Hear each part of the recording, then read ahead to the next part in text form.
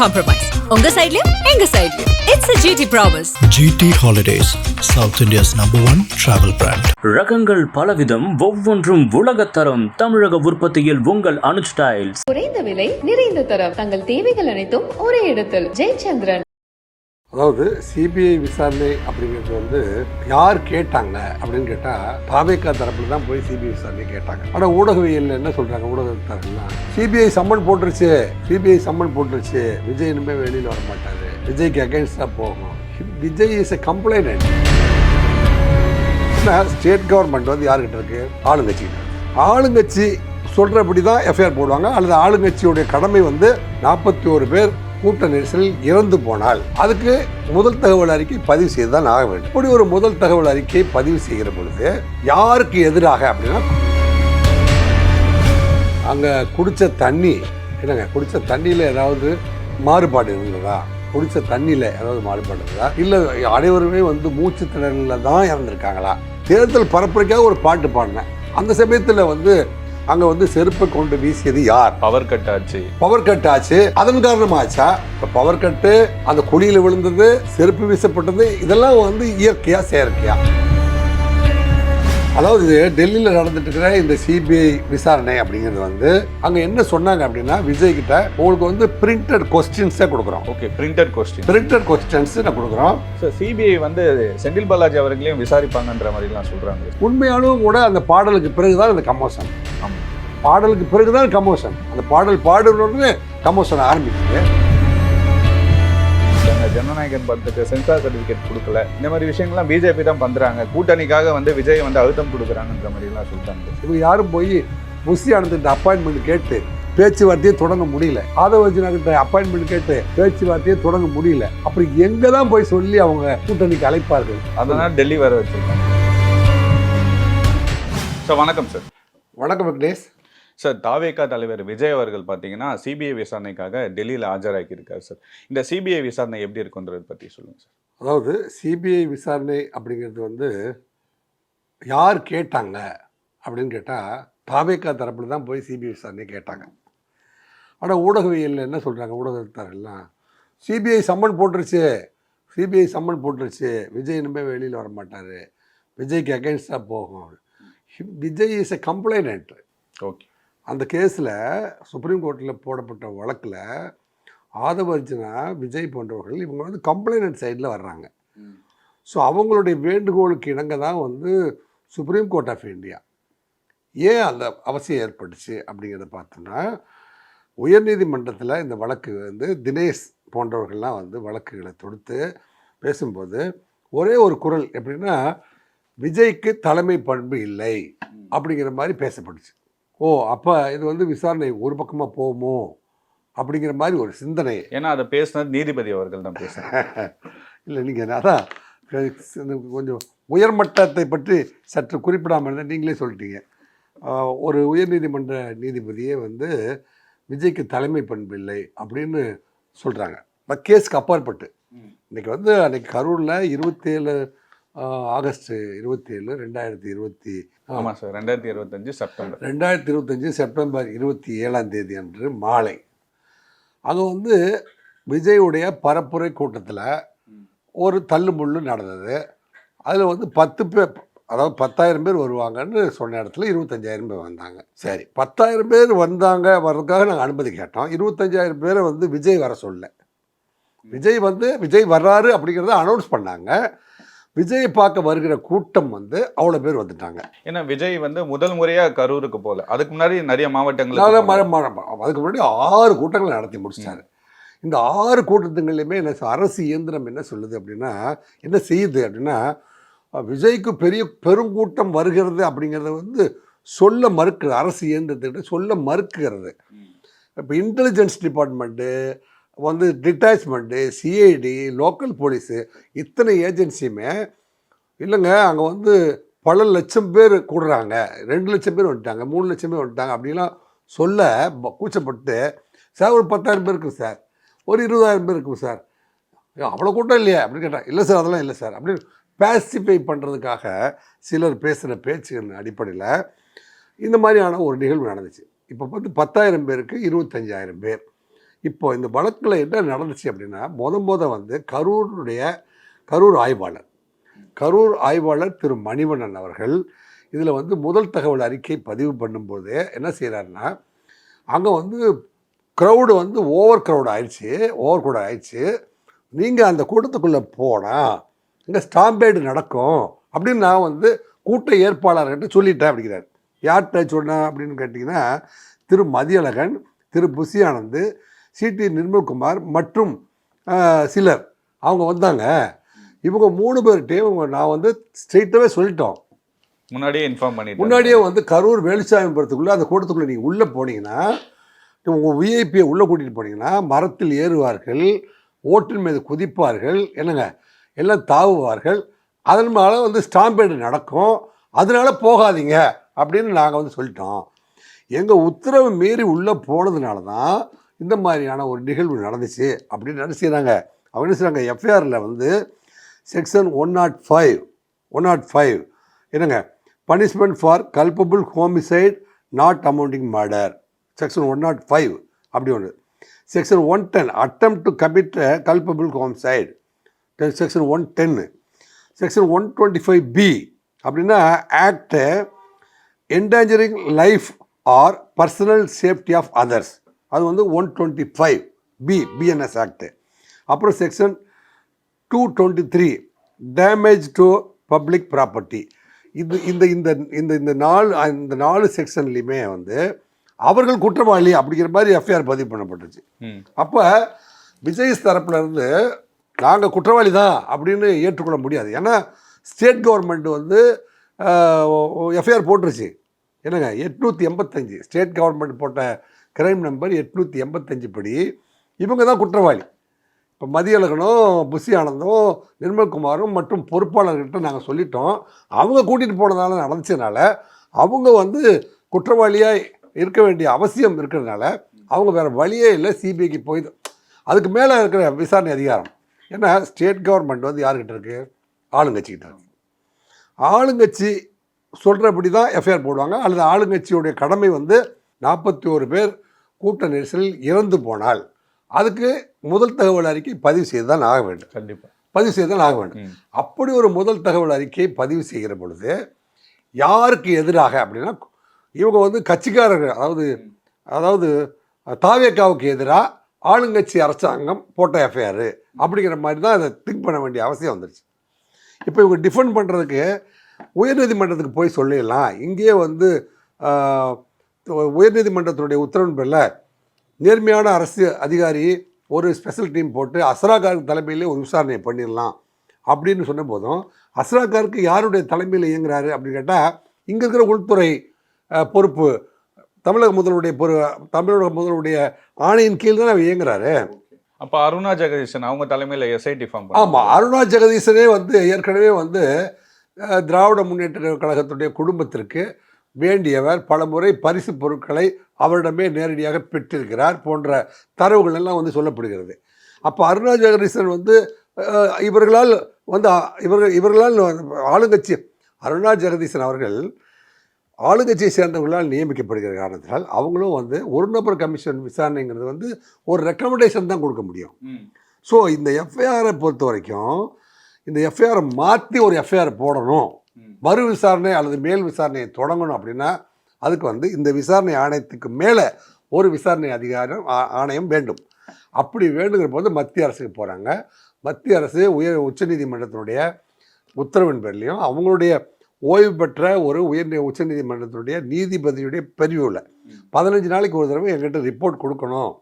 இந்த வழக்கு வந்து உயர்நீதிமன்றத்தில் வந்து நம்பர் ஆகும்போதே வந்து மதுரையில் ஒரு கேஸ் நம்பர் ஆகிருக்குது, ஒன்று வந்து மெட்ராஸில் ஆகுது, இங்கே ஒரு தனி விசாரணை, அங்கே ஒரு தனி விசாரணை. இப்படிலாம் குளறுபடி நடக்கக்கூடாது, இது நேர்மையாக நடக்கணும் அப்படிங்கிறதுக்காகத்தான் வந்து சிபிஐ விசாரணைக்கு. ஸோ ஆக சிபிஐ விசாரணை அப்படின்னா வந்து உடனே வந்து சம்மன் போட்டாங்க அப்படிங்கிற. இப்போ இன்றைக்கி தேதியில் ஆளுங்கட்சியை சேர்ந்த சிலர் கூட வந்து உடனடியாக எப்படி நீங்கள் சம்பவ இடத்துக்கு வந்தார் அப்படின்னு அவரை கூப்பிட்டு விசாரிங்க. நான் வந்து ஒரு பாட்டு பாடினேன், ஏதோ மேடையில் பிரச்சாரங்கிற போது திராவிட முன்னேற்ற கழக மேடைகளில் கூட மற்றும் காங்கிரஸ் மேடைகளில் கூட பல்வேறு பாடகர்கள் வில்லுப்பாட்டு பாடியிருக்காங்க. டான்ஸ் ஆடிருக்காங்க. என்னங்க இப்போ கள்ளக்குடி கொண்ட கருணாநிதி வாழ்க்கை அப்படிங்கிற பாடலாம் பாடும். அந்த மாதிரியான பாடல்கள்லாம் பாடுகிற பொழுது நானும் ஒரு பாட்டை பாடுறேன். இல்லைங்க, நான் ஒரு தேர்தல் பரப்புரைக்காக ஒரு பாட்டு பாடினேன். அந்த சமயத்தில் வந்து அங்கே வந்து செருப்பை கொண்டு வீசியது யார்? அப்போ ஹியூமன் வேவ்ஸ் வந்து அதாவது அதுவரைக்கும் மனிதர்களாக இருந்தவர்கள், அதாவது அதுவரை மனித கூட்டமாக இருந்தவர்கள், அது வந்து ஒரு வேவா மாறினது எப்படி? அந்த ஹியூமன் வேவா மாறினது எப்படி? அப்படிதான் நீங்கள் ஏடிஜிபி லா அண்ட் ஆர்டர் கூட ஸ்பாட்டுக்கு போகும்போது அந்த ஹியூமன் க்ரௌடு வந்து ஹியூமன் வேவா மாறிச்சு இல்லை? அந்த கமோஷனுக்கு காரணம் என்ன? அந்த செருப்பு வீசப்பட்டதுன்னு காரணமாக அங்கே பக்கத்துலேயே வந்து ஒரு குழி இருந்துச்சு. அந்த குழியை வந்து மூடாமல் இருந்ததுனால அந்த குழிக்குள்ள க்ரௌடில் இருக்கிறவங்க திடீர்னு வந்து கேப்பு இம்மிடியட், அதாவது ஒரு காற்று வெற்றிடம் அமையும் போது அந்த இடத்துல ஒரு சூறாவளியே கிளம்பும் இல்லையா? அது மாதிரி ஒரு பள்ளத்தில் சில பேர் விழுந்த போது அந்த கேப்பை ஃபில் பண்ணுறதுக்கு எல்லா க்ரௌடும் ஒருத்தர் மேலே விழுந்ததுனால அதில் தப்பிச்சு ஓட வேண்டும், கீழே விழுந்து விட்டார்கள், மிதிப்படுகிறார்கள் அப்படிங்கிற கமோஷனில் ஆச்சா? பவர் கட் ஆச்சு. அதன் காரணமாக ஆச்சா? இப்போ பவர் கட்டு, அந்த குழியில் விழுந்தது, செருப்பு வீசப்பட்டது, இதெல்லாம் வந்து இயற்கையாக செயற்கையா? இது குற்றம் சாட்டப்பட்டது ஆளுங்கட்சியின் மீது, குற்றம் தாவேக்கா மீது குற்றம் சாட்டப்பட்டிருக்கிறது. அது உண்மையா? இல்லை வந்து உண்மையாலுமே தவறு இழைத்தவர் யார்? ஏன்னா இறந்து போனது மதிப்புமிக்க 41 உயிர்கள். ஏன்னா அப்பாவி மக்கள் அரசியல் தெரிஞ்சுக்கணும். ஒரு புதுசாக அரசியலுக்கு வந்த ஒரு திரைப்பட நடிகர், கவர்ச்சியான நடிகர், முதன்மை நடிகர், அவரை பார்க்கணுமேங்கிற ஆர்வத்தால் வந்த ஒரே காரணத்திற்காக அவர்கள் வந்து உயிர் பறி போயிருக்குது என்று சொன்னால் இந்த நாட்டினுடைய கடமை வந்து அதை விசாரிக்க வேண்டிய. கண்டிப்பா சார். ஏன்னா விஜய் அவர்கள் அங்க பேசினாரு பாத்தீங்கன்னா ஒரு 15 நிமிஷம் தான் சார் பேசியிருப்பாரு. அதுக்குள்ள பெரிய கலவரமாயி அந்த கூட்ட நெரிசலாகி இந்த 41 பேர் இறந்து போயிட்டாங்க இல்லையா சார்? சிபிஐ விசாரணையுமே இவங்க தான் கேட்டிருந்தாங்க. இப்போ இந்த சிபிஐ விசாரணை வந்து தாவேக்கா தரப்புல நிறைய பேர் இது வரைக்கும் விசாரிச்சாங்க சார். இப்போ தாவேக்கா தலைவர் விஜய் அவர்களை விசாரிக்கிறாங்க. இந்த விசாரணை எப்படி இருக்கும் சார்? தாவேக்கா தலைவர் விஜயை பொறுத்த வரைக்கும் நீங்க என்ன மாதிரியான உத்தரவு போட்டீங்க? நீங்கள் தலைவர்கிற முறையில் உங்கள் பொறுப்பு என்ன? உங்களுக்கு என்னென்ன சொல்லப்பட்டது? அதை வந்து இப்போ வந்து அவங்க 3 பேர் இருக்காங்க பார்த்தீங்கன்னா, மதியழகன், புஷி ஆனந்த், சிடிஆர் நிர்மல்குமார் மற்றும் வந்து தேர்தல் பரப்புரை பொறுப்பு செயலாளர் ஆதவ அர்ஜுனா, இவங்க எல்லாம் வந்து அந்த கூட்டத்துக்கு என்ன மாதிரியான ஏற்பாடு செஞ்சாங்க அப்படிங்கிறத வந்து உங்களுக்கு அப்டேட் பண்ணாங்களா? க்ரௌடு எத்தனை பேர் வருவேன்னு சொன்னாங்களா? இல்லை நீங்கள் வந்து வேண்டுமென்றே காலதாமதம் பண்ணி வேலூர்லேருந்து தவுட்டுப்பாளையம் வழியாக போகிற பொழுது ரோட் ஷோ நடத்திட்டு வேணும்னே க்ரௌடு, இல்லை க்ரௌடு இருந்ததுனால கையை காட்டுனீங்களா? கொடியாக சேர்ந்ததும் காற்று வந்ததால் கொடியாக சேர்ந்ததா? முட்டை முந்தியா கோழி முந்தியா, கோழி முந்தியா முட்டை முந்தியா அப்படிங்கிறதுக்கு ஒரு பதில் கண்டுபிடிக்க வேண்டிய ஒரு அவசியம் இருக்குது. அந்த அடிப்படையில் தான் வந்து விஜய் வந்ததால் கூட்டம் வந்ததால் விஜய் கையை சேர்த்தாரா அப்படிங்கிறது ஒரு கேள்வி. இதை வந்து கேட்டுத்தான் ஆக வேண்டும். அது விஜய்கிட்ட தான் கேட்க முடியும். இல்லை விஜய் வந்து 12 மணிக்கு வராரு, இந்த வந்து விட்டார் அப்படின்னு சொல்லி கொண்டே இருந்தார்களே, நீங்கள் வர்றதுக்கு இயல்பாகவே காலதாமதம் ஆச்சா? ஏன்னா ஒரு 7 மணி நேரம் விசாரணை இருக்குன்ற மாதிரி சொல்கிறாங்களே சார். இல்லை, ஏனென்றால் இறந்து போன உயிர்கள் வந்து 41 உயிர்கள்.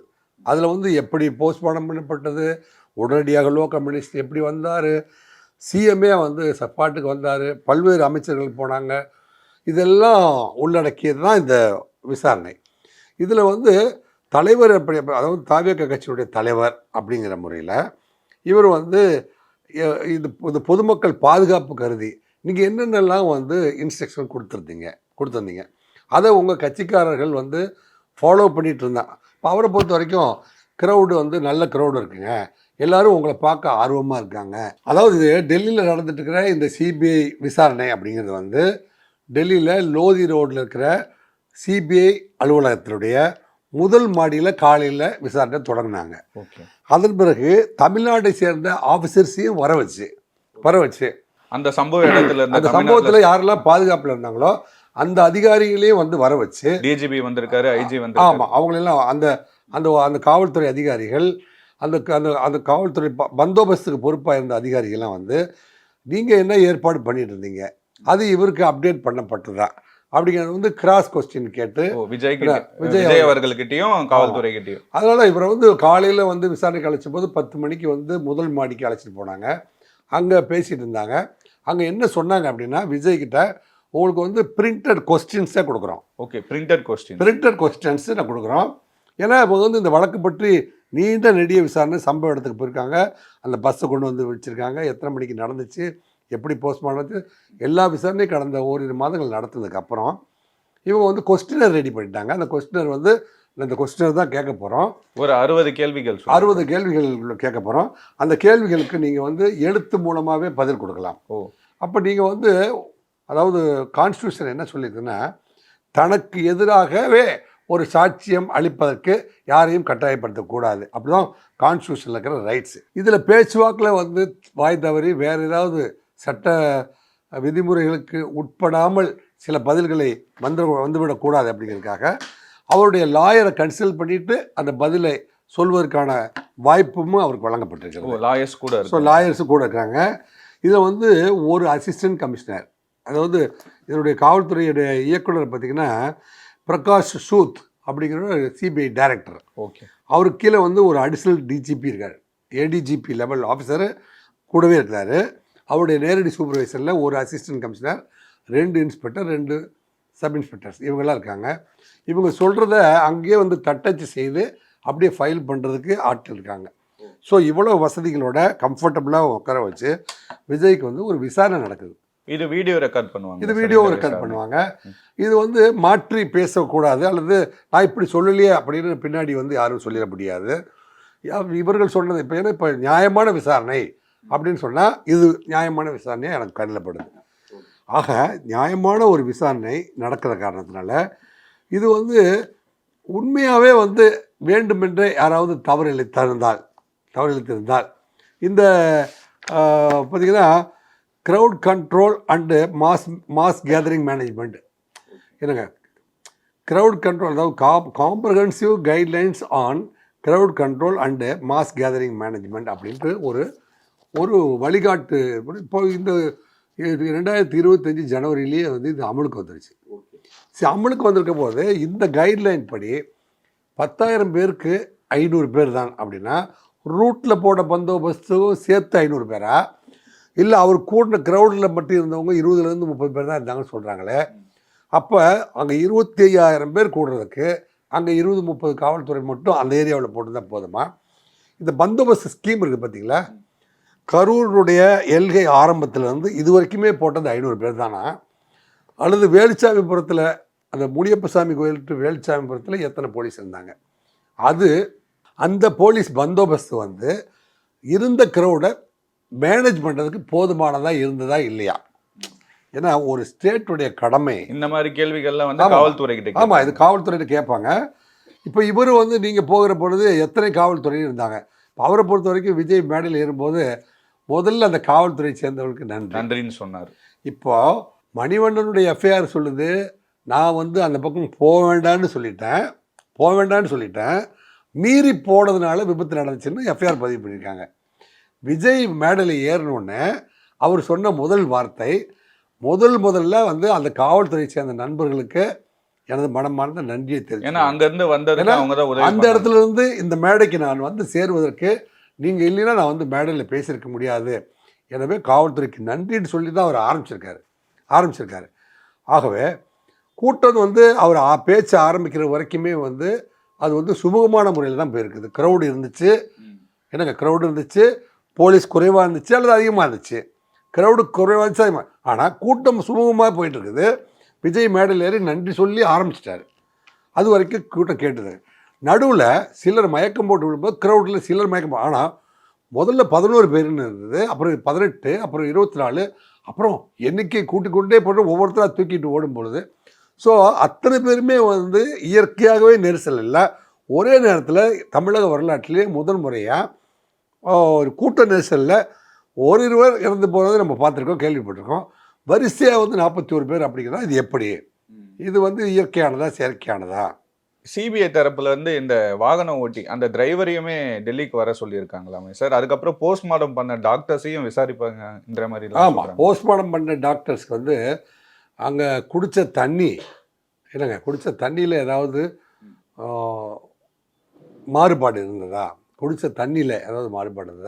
இல்லை அனைவருமே வந்து மூச்சு திணறலில் தான் இறந்துருக்காங்களா, கூட்ட நெரிசலும் மற்றும் மூச்சு திணறலும் தான் காரணமா, அல்லது வேறு அவங்க சாப்பிட்ட உணவு வகையில் வேறு ஏதாவது கலப்படம் இருந்ததா, அப்படியான காரணங்கள் உள்ளதா அப்படின்னு கேட்பாங்க. ஸோ அந்த வகையில் ஒரே நாளில் இரவு நேரத்தில் இந்த மாதிரியான லா அண்ட் ஆர்டரை கண்ட்ரோல் பண்ணணுங்கிறதுக்காக பொதுமக்கள் அத்தனை பேரும் பீதியில் இருக்காங்கிறதுக்காக போதுமான மின்விளக்கு வெளிச்சம் இருக்கிற பொழுது, ஏன்னா அது வந்து கரூரில் வந்து புதுசாக கட்டின மெடிக்கல் காலேஜ், அதில் வந்து நிறைய பேரை வந்து பகல் வெளிச்சம் மாதிரியான வெளிச்சத்தை உருவாக்கி அதில் போஸ்ட்மார்ட்டம் பண்ணுற வசதிகள் இருந்துச்சு அப்படின்னு அரசு தரப்பு சொல்லுது. அப்போ இந்த பக்கம் திண்டுக்கல் மெடிக்கல் காலேஜ், இந்த பக்கம் Erode medical college, Namakkal medical college, Trichy medical college, சுற்றிலுமே வந்து மெடிக்கல் காலேஜ் இருக்குது. ஸோ அங்கேருந்து மெடிக்கல் டீம்ஸ் எல்லாம் நாங்கள் வந்து ஒரு 3 ஹவர்ஸில் வர வச்சிட்டோம். ஏன்னா அவங்க அரசை பொறுத்த வரைக்கும் 3 ஹவர்ஸில் வர வைக்கிற மாதிரி தான். எல்லாம் 3 மணி நேரம் ட்ராவலுக்குள்ளே 4 மெடிக்கல் காலேஜ் இருக்குது. ஸோ ஆளுக்கு வந்து 10 பேர் அனுப்புங்க அப்படின்னு சொன்னால் மெடிக்கல் காலேஜ் டீம் வருவதற்கான வாய்ப்புகள் இருக்குது. ஸோ இதெல்லாம் வந்து போஸ்ட்மார்ட்டம் பண்ணினது, பாடியை ஹேண்ட் ஓவர் பண்ணது, அவங்களுக்கு உதவி தேவை கொடுத்ததெல்லாம் வந்து நடந்ததுக்கு பிறகு நடந்த நிகழ்வுகள்.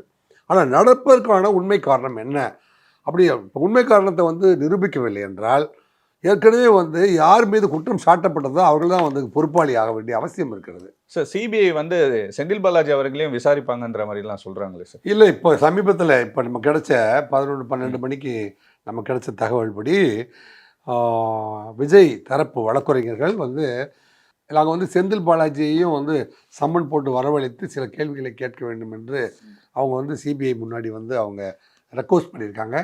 எனவே செந்தில் பாலாஜியை அழைத்து விசாரிப்பதற்கான வாய்ப்புகள் இந்த வழக்கில் உண்டு அப்படின்னு இன்றைக்கி தெரிய வந்திருக்கு நமக்கு. கண்டிப்பாக வந்து செந்தில் பாலாஜி அழைக்கப்படுவார் அப்படின்னு நமக்கு தெரியுது.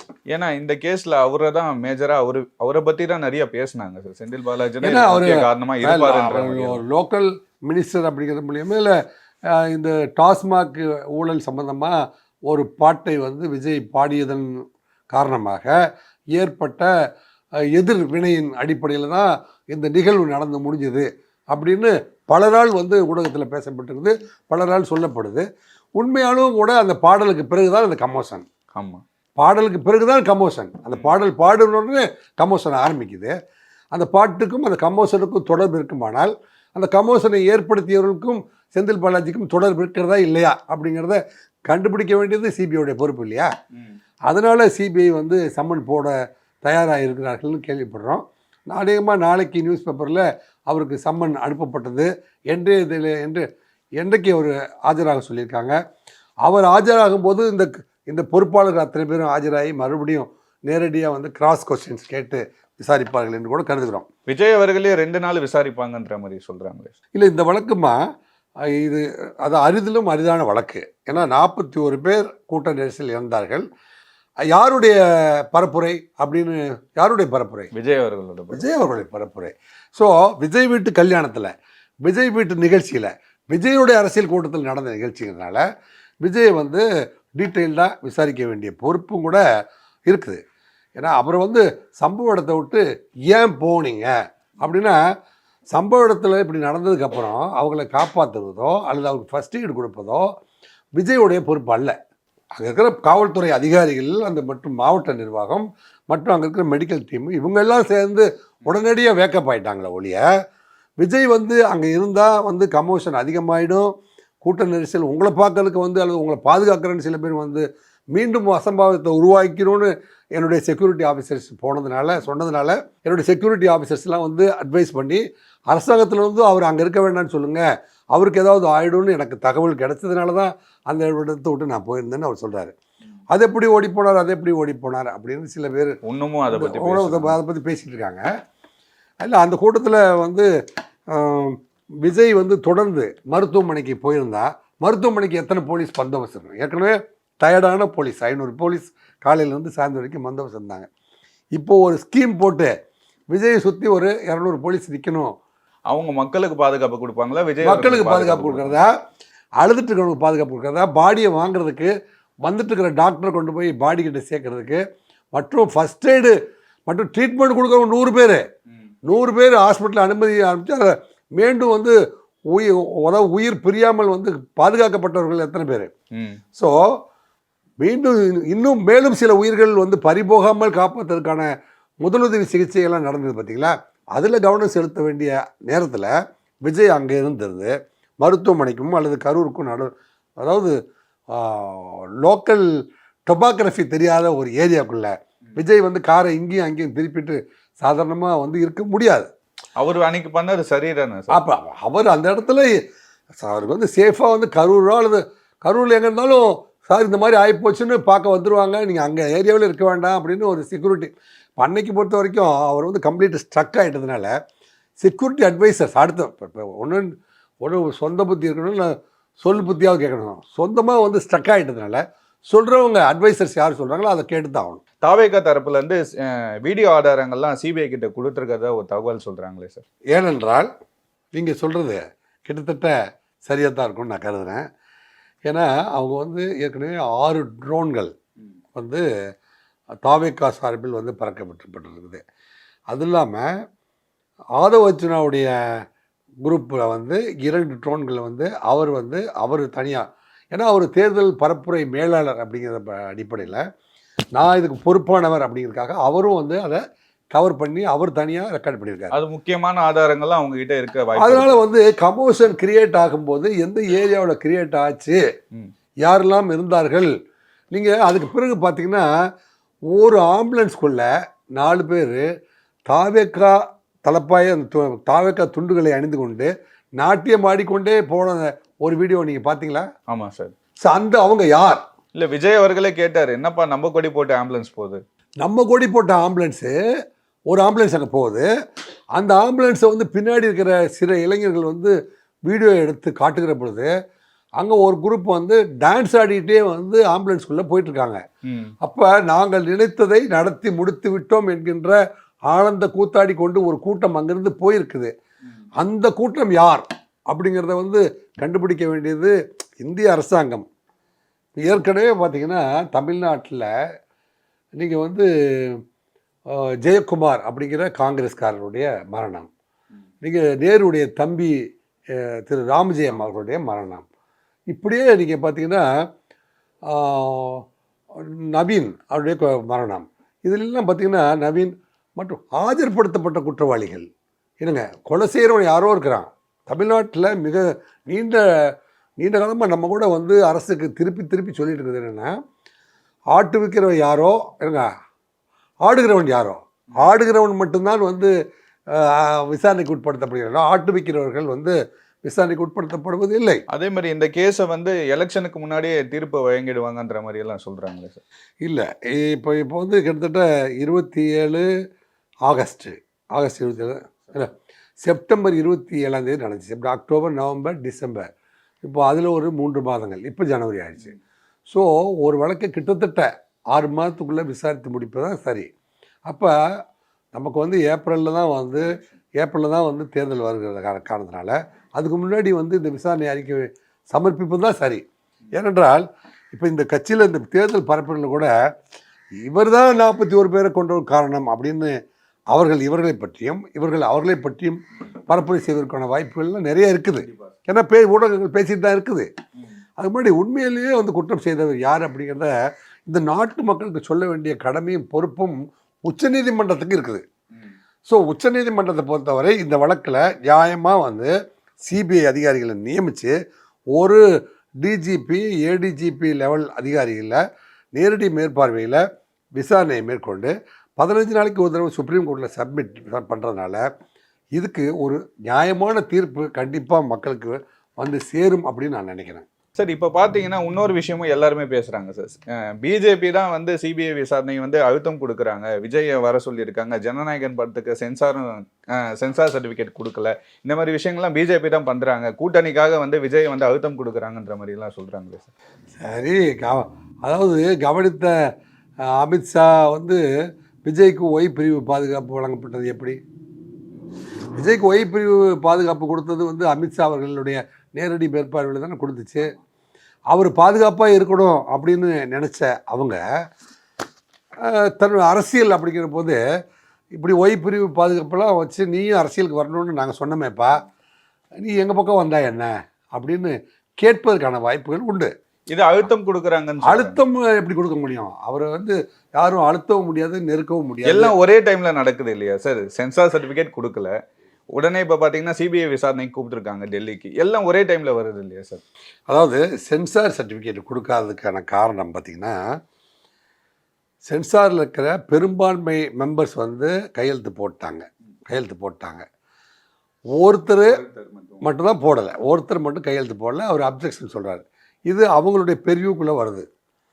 ஆனால் அது வந்து உயர்நீதிமன்றம் தான் வந்து அதை தள்ளி போடுது. அப்போ எல்லா விஷயத்துக்குமே வந்து சுப்ரீம் கோர்ட்டுக்கே போக வேண்டிய ஒரு சூழ்நிலை இருக்கிற மாதிரி தொழில்தான் இல்லையா உங்களுக்கு? கண்டிப்பாக சார். இங்கே வந்து நம்ம வந்து இப்போ ஒரு திரைப்படம் அதே வந்து பராசக்தி வெளியில் வந்துடுது, தடுமாறி வெளியில் வந்துடுது இல்லைங்க.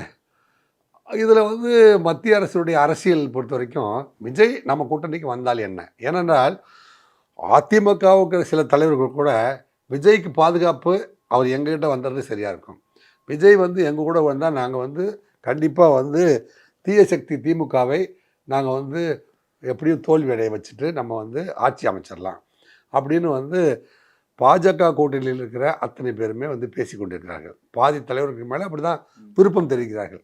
அந்த விருப்பத்தை, பெரு விருப்பத்தை கண்டிப்பாக வந்து அவங்க வந்து இவங்களால் நிறைவேற்ற முடியலங்கிற காரணத்தினால இவங்க யாரும் போய் புஷி ஆனந்த்கிட்ட அப்பாயின்மெண்ட் கேட்டு பேச்சுவார்த்தையே தொடங்க முடியல, ஆதவ அர்ஜுனா கிட்ட அப்பாயின்மெண்ட் கேட்டு பேச்சுவார்த்தையே தொடங்க முடியல.